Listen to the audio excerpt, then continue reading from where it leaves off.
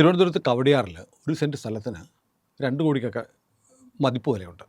അതിൽ 25 സെൻറ്റ് സ്ഥലം കേരള രാഷ്ട്രീയത്തിന്, കേരള സംസ്ഥാനത്തിന് നിർണായക സംഭാവനകൾ നൽകിയ KM മാണിക്ക് ഒരു സ്മാരകം ഉണ്ടാക്കാൻ സർക്കാർ കൊടുക്കുക. 50 കോടിയുടെ സ്ഥലം, വർഷം 1000 രൂപ പാട്ടം. തീർന്നില്ല, തലശ്ശേരിയിൽ കോടിയേരി ബാലകൃഷ്ണൻ്റെ ഒരു സ്മാരകം ഉണ്ടാക്കാൻ വേണ്ടിയിട്ട് 1 ഏക്കർ 1.39 ഏക്കർ സ്ഥലം, അതും ഒരു ഒരാറെന്ന് പറഞ്ഞാൽ 2.5 സെൻറ്റ്, 2.47 സെൻറ്റ്, ഒരാറിന് 100 രൂപ വെച്ചാണ് വാടക. അതായത് 2.5 സെൻറ്റിന് 100 രൂപ വെച്ച് പാട്ടത്തിന് കൊടുക്കുകയാണ്. നമ്മുടെ പൊതു ഖജനാവിൽ അല്ലെങ്കിൽ പൊതുജനങ്ങളുടെ സ്വത്ത് കേരളത്തിലെ 2 രാഷ്ട്രീയ പാർട്ടികൾക്ക്, പാർട്ടി നേതാക്കന്മാരുടെ പേര് പറഞ്ഞാൽ കേരള കോൺഗ്രസിന് അത് കൊടുക്കുന്നത് 25 സെൻറ്റ് കവടിയാറിൽ, CPMന് തലശ്ശേരിയിൽ 1 ഏക്കർ സ്ഥലം. ഇതെന്തൊരു അനീതിയാണ്. അല്ല, അനീതി എന്ന് വെച്ചാൽ ഇത് നമ്മുടെ കേരളത്തിൻ്റെ ഈ വർത്തമാന രാഷ്ട്രീയത്തിൻ്റെ സ്വഭാവം കാണിക്കുന്നതാണ്. പിന്നെ രണ്ടാമത്തെ ഒരു കാര്യം എന്ന് വെച്ചാൽ ഇത് ഒരർത്ഥത്തിൽ നല്ലതാണ്. എന്താ കാരണം എന്ന് വെച്ച് കഴിഞ്ഞാൽ ഇപ്പോൾ KM മാണി അദ്ദേഹം 8 ബജറ്റിലൊക്കെ അവതരിപ്പിച്ചിട്ടുണ്ട്. കേരള രാഷ്ട്രീയത്തിൽ അവസാനം നിറഞ്ഞുവന്ന വ്യക്തിയാണ്. പക്ഷേ എങ്കിലും അദ്ദേഹത്തിന് നമ്മളിപ്പോൾ KM മാണി എന്ന് നമ്മൾ പെട്ടെന്ന് കേട്ട് കഴിഞ്ഞാൽ ഓർമ്മ വരുന്ന മറ്റ് പലതും ഓർമ്മ വരും. അതെ അതെ. ഇപ്പോൾ നോട്ട് എണ്ണുന്ന മെഷീൻ ഓർമ്മ വരും, ബജറ്റ് ചോർച്ച ഓർമ്മ വരും, ബജറ്റിലെ മറ്റേ ഇപ്പോഴത്തെ വിദ്യാഭ്യാസ മന്ത്രിയും അതുപോലെ പഴയ ധനകാര്യമന്ത്രിയും തോമസ് ഐസക്കൊക്കെ ചേർന്നിട്ട് നടത്തിയ ഈ CPM അല്ലെങ്കിൽ ഇടതുമുന്നണി ബജറ്റ് അവതരിപ്പിക്കാൻ ഇരിക്കാൻ വേണ്ടിയിട്ട് സമരം, അസംബ്ലിയുടെ താണ്ടാവും ഇത്തരം സാധനങ്ങളൊക്കെ ഓർമ്മ വരും. ഒരു പക്ഷേങ്കിൽ അത് ആ ഒരു രീതിയിൽ ഈ ഭാവിയിലെ നമ്മളെ തലമുറ ഒരിക്കലും നമ്മൾ അണ്ടർ എസ്റ്റിമേറ്റ് ചെയ്യാൻ പാടില്ല. അവർ ഈ പറഞ്ഞ നല്ല ഈ ഓരോ തലമുറ കഴിയുന്നവരും മനുഷ്യരുടെ ബുദ്ധി സൂക്ഷ്മവും കൂർമ്മവുമായിട്ട് മാറിക്കൊണ്ടിരിക്കും. അതുകൊണ്ടാണ് നമ്മൾ ഈ സാങ്കേതിക റെവല്യൂഷനൊക്കെ നടക്കുന്നത് അതിൻ്റെ പേരിലാണ്. എന്ന് പറഞ്ഞതുപോലെ ഈ KM മാണിയൊക്കെ ഇങ്ങനെ നിൽക്കുന്ന സമയത്ത് ഈ കവടിയാറിലെ ഏറ്റവും, അപ്പം സുനിൽ പറഞ്ഞതുപോലെ അവിടെയൊക്കെ എന്ന് വെച്ച് കഴിഞ്ഞാൽ എന്താ പറയുക, പാലസൊക്കെ ഉള്ള സ്ഥലമാണ്. കേരളത്തിലെ തന്നെ ഏറ്റവും വില കൂടുതൽ കിട്ടാവുന്ന ഒരു റെസിഡൻഷ്യൽ പ്രാമുഖ്യമുള്ള ഒരു സ്ഥലമാണ് കവടിയാർ എന്ന് പറയുന്നത്. അപ്പോൾ അങ്ങനെ കിട്ടുന്ന സമയത്ത് അങ്ങനെ ഒരു സംഗതി ഈ പറഞ്ഞതുപോലെ ഭാവി തലമുറയിലെ കുട്ടികൾ ചരിത്രത്തിനകത്ത് കുറച്ച് താല്പര്യമുണ്ട്, സംഭാവനകൾ, അധ്വാനവർഗ സിദ്ധാന്തമൊക്കെ ഓർമ്മ വരും. അപ്പോൾ അത് യഥാർത്ഥത്തിൽ ഈ ശരിക്കും പറഞ്ഞു കഴിഞ്ഞാൽ അത് തന്നെ കോടിയേരി ബാലകൃഷ്ണൻ്റെ അവിടെ ഇപ്പോൾ 100 രൂപയ്ക്കില്ല, ഒരാറിന് 100 രൂപയ്ക്ക് ഒരാറിന് 100 രൂപയാണ്. അപ്പോൾ ഇതൊക്കെ കാണിക്കുന്നത് രാഷ്ട്രീയമായിട്ട് എന്തും ചെയ്യാം എന്നുള്ളൊരു സംഗതിയാണ്. അതും ഭരണം അവസാനിക്കാൻ പോകുന്നത് കടുംപെട്ട് തുടങ്ങി. പിന്നെ അത് മാത്രമല്ല, ഇന്ത്യൻ രാഷ്ട്രീയത്തിൽ ഈ നമ്മുടെ അപെക്സ് കോർട്ട്, അതായത് സുപ്രീം കോടതി ശിക്ഷിക്കപ്പെട്ടിട്ടുള്ള നേതാക്കന്മാർ, സുപ്രീം കോടതിയിൽ ശിക്ഷിക്കപ്പെട്ടിട്ടുള്ളവർ വളരെ വിരളമാണ്. കേരളത്തിൽ ഒരാൾ മാത്രമേ ആർ ബാലകൃഷ്ണൻ പുറകെ നടന്നുകൊണ്ട്. അതെ, അദ്ദേഹത്തിനും കൊട്ടാരക്കര സ്മാരകം ഈ ഇടതുപക്ഷ സർക്കാർ അനൗൺസ് ചെയ്തിട്ടുണ്ട്. അതിൻ്റെ പണി എന്തായിട്ടുണ്ടോ അതല്ലെങ്കിൽ പ്രതിമ ഒന്നൊന്നും നമുക്കറിയില്ല. പക്ഷേ കൊട്ടാരക്കരയിലും സംസ്ഥാന സർക്കാർ ആർ ബാലകൃഷ്ണനിലേക്ക് ഈ സ്മാരകം തീർക്കും. കേരളം കട്ടുമുടിച്ചവർക്കെല്ലാം പ്രതിമയുണ്ട്, ഭാഷാപിതാവിന് മാത്രമില്ല, എഴുത്തച്ഛന് മാത്രമില്ല. അല്ല, അതാണ് ഇതിൻ്റെ ഒരു, അവിടെയാണ് ഇതിൻ്റെ പ്രയോറിറ്റി നമ്മൾ ഇത് നിശ്ചയിക്കപ്പെടുന്നത്. മറ്റു പല താല്പര്യങ്ങളാണ്. നമ്മുടെ പൊളിറ്റിക്കൽ ലീഡർഷിപ്പ് ഈ പറഞ്ഞ പോലെ വളരെ ഘോരം എപ്പോഴും മതേതരത്വത്തെക്കുറിച്ചും നീതിയെക്കുറിച്ചും നിയമം അതിൻ്റെ വഴിക്ക് പോകും ഇങ്ങനെയൊക്കെ സംസാരിക്കുകയും ഒക്കെ ചെയ്യുന്ന സമയത്ത് ഇപ്പോൾ ഇത്തരത്തിലുള്ള നടപടികളാണ് നടക്കുന്നത്. ഉദാഹരണത്തിന് ആശാവർക്കർമാരുടെ സമരം. ഈ ആശാവർക്കർമാർ ശരിക്കും പറഞ്ഞു കഴിഞ്ഞാൽ നമുക്കെല്ലാവർക്കും, ഓരോ മലയാളിക്കും നേരിട്ട് അനുഭവമുള്ള ഒരു സംഗതിയാണ് ഈ ആശാവർക്കർമാരുടെ ഈ പണി എന്ന് പറയുന്നത്. ഒരു പക്ഷേങ്കിൽ KSRTC ഡ്രൈവർമാർ കഴിഞ്ഞാൽ പിന്നെ അഴിമതി ഇല്ലാത്ത കേരളത്തിലെ ഒരു വിഭാഗം എന്ന് പറഞ്ഞാൽ ആശമാരായിരിക്കും. കാരണം KSRTC ഡ്രൈവർമാർക്ക് സ്കോപ്പില്ല അതിന്, അല്ലേ? അപ്പോൾ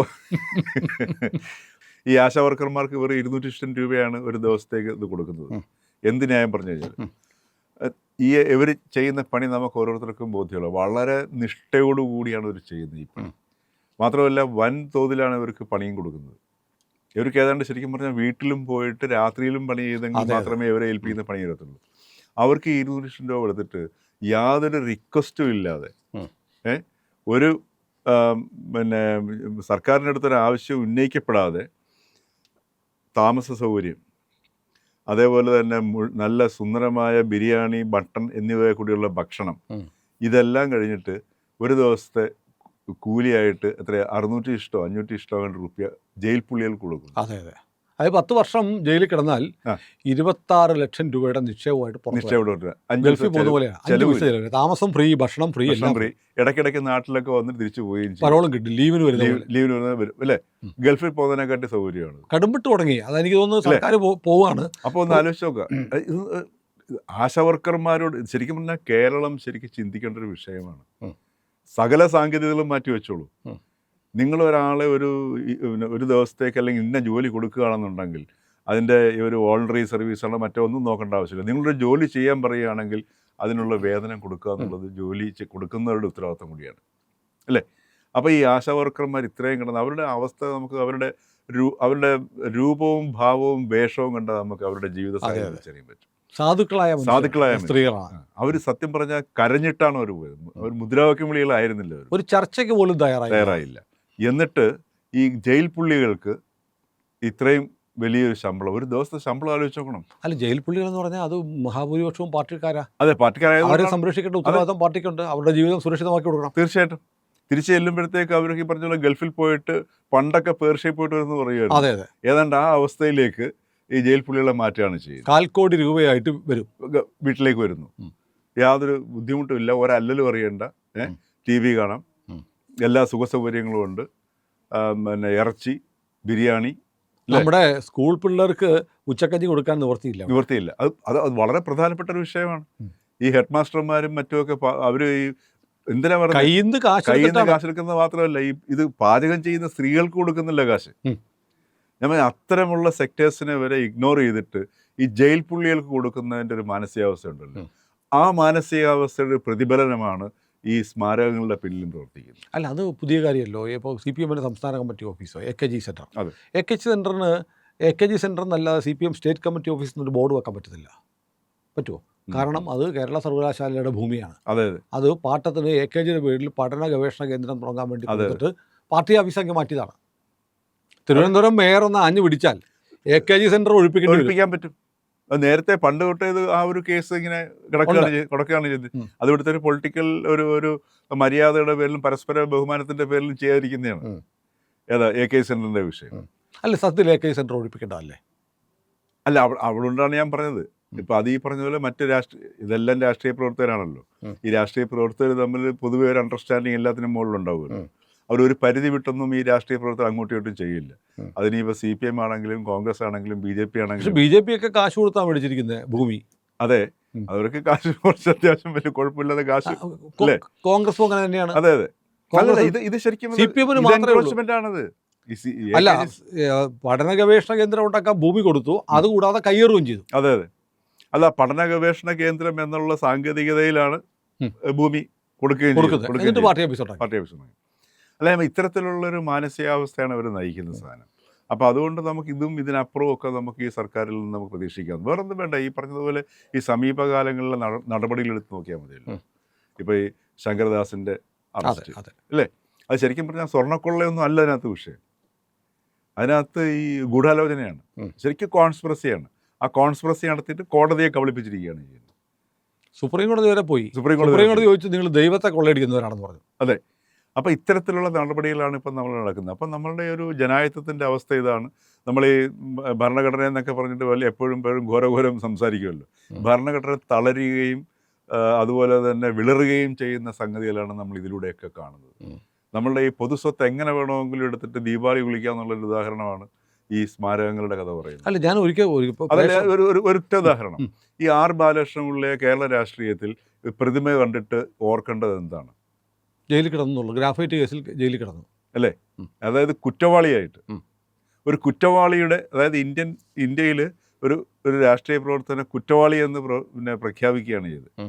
ആ കുറ്റവാളിയുടെ സ്റ്റാറ്റസിലാണ് അദ്ദേഹം ഈ ലോകത്തുനിന്ന് ഇവിടെ പറയുന്നത്.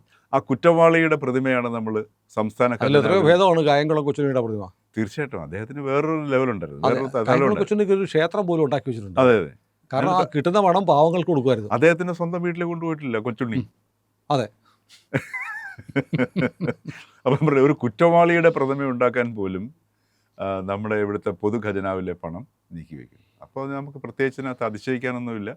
ഇപ്പോൾ ഏറ്റവും പ്രധാനമായിട്ട് എനിക്ക് തോന്നുന്നു ഈ ജയിൽ പുള്ളികളുടെ ശമ്പള വർധനയും ആശാ വർക്കർമാരുടെ അവസ്ഥയും ഇതാണ് കേരളം ഒന്ന് തിരിച്ചറിയേണ്ടത്. അല്ല, തലശ്ശേരിയിൽ 1 ഏക്കർ 139 ഏക്കറാണ്. കവടിയാറിൽ 25 സെൻറ്റാണ്.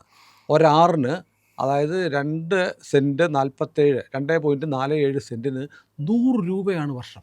അതായത് 25 സെൻറ്റിന് 1000 രൂപ അതെ കവടിയാറിൽ വാങ്ങുന്നത്. തലശ്ശേരിയിലപ്പോൾ 1 ഏക്കറിന് 1.5 ഏക്കറിന് കൂട്ടുക, 1.5 ഏക്കറിന് കൂടിപ്പോയ ഒരു 5000 രൂപ മാസം. അത്രയേ ഉള്ളൂ. 1.5 ഏക്കർ സ്ഥലം 5000 രൂപ. മാത്രമല്ല ഇനിയിപ്പോൾ അതിനകത്ത് ഈ 1.5 ഏക്കറിനകത്ത് പിന്നെ നമ്മൾ വിചാരിക്കാത്ത രീതിയിലുള്ള കൂറ്റൻ കെട്ടിടങ്ങൾ വരും, ഫ്ലാറ്റ് സമുച്ചയങ്ങൾ വരും, വ്യാപാര സ്ഥാപനങ്ങൾ വരും. എന്നിട്ട് ഈ പാട്ടത്തുക അടയ്ക്കത്തുമില്ല. അതെ. അപ്പോൾ ഇതൊക്കെ നമ്മുടെ നാട്ടിൽ ഇപ്പോൾ ഒരു സ്വാഭാവികമായ ഒരു പ്രക്രിയയായി മാറിക്കഴിഞ്ഞു. പിണറായി ഇറങ്ങും മുമ്പുള്ള കടുംപെട്ട് ആരംഭിച്ചിരിക്കുന്നു. തീർച്ചയായിട്ടും അത് തന്നെയാണല്ലോ ഇതെല്ലാം സൂചിപ്പിക്കുന്നത്. ഇനി ഭരണം തിരിച്ചു കിട്ടില്ല, അതുകൊണ്ട് പരമാവധി തിരിച്ചു കിട്ടിയാൽ പോലും ഈ പറഞ്ഞതുപോലെ ഇതൊക്കെ നമ്മൾ ചെയ്യും, ആരുണ്ട് ചോദിക്കാന്നുള്ളൊരു ധാർഷ്ട്യമാണ് അല്ലേ. സാധാരണ ജനങ്ങൾ നീയൊക്കെ ഇത്രേ ഉള്ളൂ എന്നുള്ളൊരു കാരണം ഇപ്പോഴത്തെ ഇവിടെ ഒരു സമവാക്യമുണ്ട്, എന്ത് വൃത്തിയോടുള്ള ആർക്കും ഈ ഭരണത്തിരിക്കുന്നവർക്ക് കാണിക്കാം 2 ദിവസത്തെ ടെലിവിഷൻ ചർച്ച, അത്രേ ഉള്ളൂ. അതാണ് പണിഷ്മെന്റ്. അത് കഴിഞ്ഞ് വിട്ടു. ആ ഒരു അവസ്ഥ അസലായിട്ട് ഈ സർക്കാർ മുതലെടുക്കും. പിന്നെ ജനം അങ്ങ് പരുവപ്പെട്ടു. ജനത്തിൽ നിന്നും കേട്ടിട്ട് ജനത്തിൻ്റെ പ്രതികരണ ശേഷിയൊക്കെ പോയി. അതെ, അതുമായിരിക്കും. ഈ ദിവസം ഇത് തന്നെയല്ലേ കേൾക്കുന്നത്, എല്ലാ ദിവസവും സംഭവിക്കുമ്പോൾ പിന്നെ ഇമ്മ്യൂണിറ്റി വന്നു. അതാണ് എൻ്റെ ഒരു പ്രശ്നം. അനുഭവിക്കുക. പണ്ട് മഹാകവി വള്ളത്തോളുണ്ടല്ലോ, കേരളം എന്ന് കേട്ടാൽ തിളയ്ക്കണം ചോര നമുക്ക് ഞരമ്പുകൾ. അഭിമാനം കൊണ്ടല്ല, നാണക്കേട് കൊണ്ട് ചോര തിളച്ച് പറയണം, രോഷം കൊണ്ട്. പ്രിയപ്പെട്ട പ്രേക്ഷകരെ, ഇന്ത്യ ലൈവ് ചാനലിന് നിങ്ങളുടെ സഹായം ആവശ്യമുണ്ട്. സഹായം വേണ്ടത് വളരെ നിസ്സാരമായൊരു സഹായമാണ്. നിങ്ങൾ നമ്മുടെ ചാനലിലെ വീഡിയോ കാണുമ്പോൾ ഇന്ത്യ ലൈവ് എന്നുള്ളതിൻ്റെ IND എന്നുള്ള ആ ലോഗോയിലൊന്ന് വിരലമർത്തിയാൽ അത് സബ്സ്ക്രൈബ് ചെയ്യാനുള്ളൊരു ബാർ തെളിഞ്ഞു വരും. അതിലൊന്ന് വിരലമർത്തി നമ്മുടെ ചാനൽ സബ്സ്ക്രൈബ് ചെയ്ത് ആ ബെൽ ബട്ടൺ കൂടി ഒന്ന് അമർത്തണം. ദയവായി നിങ്ങളുടെ സഹായം ഇന്ത്യ ലൈവിന് തുടർന്നും ഉണ്ടാവണമെന്ന് അഭ്യർത്ഥിക്കുന്നു.